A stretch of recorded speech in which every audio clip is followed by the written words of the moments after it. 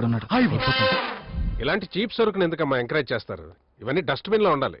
Sir Praveen గురించి అమ్మా. అర్థమైంది సార్. చూస్తే తారతేస్తాడు. ఎల్కేజీ పిల్లాడు కూడా స్కూల్కి అలవాటు పడాలంటే టీచర్ చాక్లెట్ ఆశ చూపిస్తుంది. అప్పుడే కదా సార్ ఆ పిల్లాడు ఏం చదవగలడో టీచర్ తెలుసుకునేది.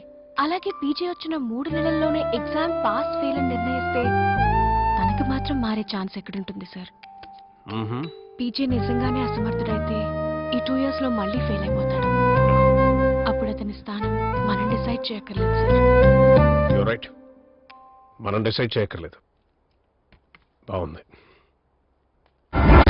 ఇది నీకోసం ఏంటది? గిఫ్ట్. ఎవరి సహాయం ఫ్రీగా తీసుకునే అలవాటు నాకు లేదు. మీ తాత ఆస్తి మాత్రం తీసుకుంటావే? అది నాదే కదా డార్లింగ్. అది ఇంకా రాలేదుగా. నీ తాత సంపాదించింది కాకుండా నీదేమైనా ఉంటే తీసుకురా. ఈడొచ్చాడేంట్రా? తీసుకో. లవ్వా సింధు, అలా ఒప్పుకో సింధు. లవ్ ఒప్పుకోవాలా? కొట్టు కొట్టి షరతులన్నీ మర్చిపో.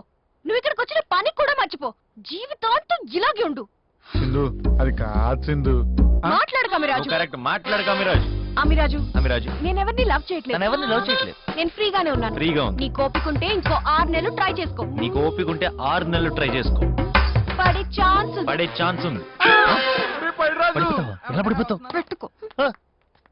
సింధు, మా బావని చూసావా? నువ్వు దగ్గరలో ఏమన్నా వైన్ షాప్ చూసావా? అక్కడ ఉంది.